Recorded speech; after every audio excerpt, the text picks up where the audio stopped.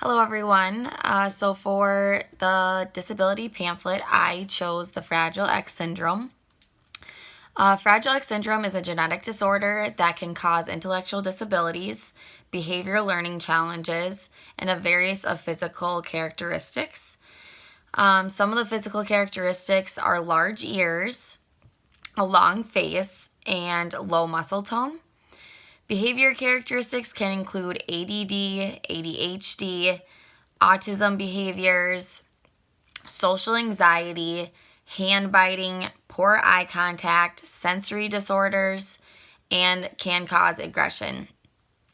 Fragile X syndrome can occur in both males and females, but is more prevalent in males.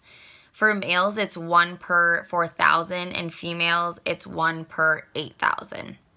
So it's quite a bit more in males. Fragile X syndrome is the leading cause of development delays in males as well. The Fragile X syndrome, the disabilities that can occur range from moderate learning disabilities to severe intellectual disabilities.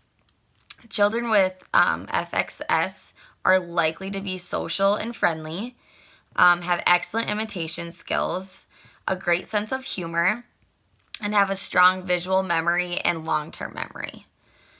For the main developmental areas, social emotional, they tend to be very shy, have a lot of anxiety, poor eye contact, and again, can show aggression.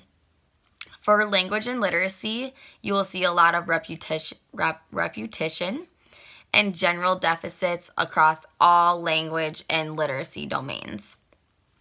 For cognitive, a general cognitive decline is usually shown as the child gets older. For physical, they usually have low muscle tone, loose joints, and they can have a heart murmur. For the sensory areas, you'll see a lot of self-stimulation, a lot of hand flapping, biting, things like that.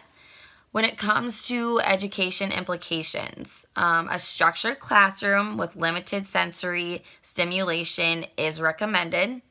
The teacher should allow off-task times when needed. The teacher should also have a consistent routine and always allow time to let the student know what is coming next in their schedule so they're aware of that.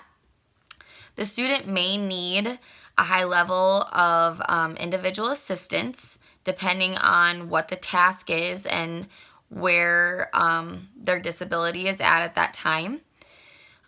When possible, a student with Fragile X syndrome should not be placed in a classroom with students that have a lot of behavior problems or emotional disturbances. The services that are usually provided for Fragile X syndrome is speech and language therapy and occupational therapy.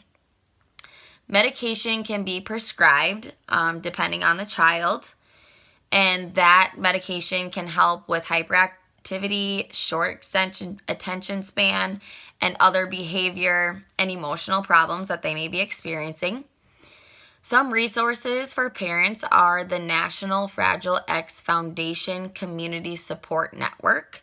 I found a lot of information on there for parents, a lot of different support groups that were out there for them to join. Another one is the National Organization for Rare Disorders and the Fragile X Registry, and that provides information to parents on recent research, recent news, any treatment trials that are being done, and a lot of the treatment trials are looking for individuals that have Fragile X. There are so many articles and books that I have found online as well that provide a ton of information. So those are just a few of the resources that are out there for parents that may have children with Fragile X syndrome.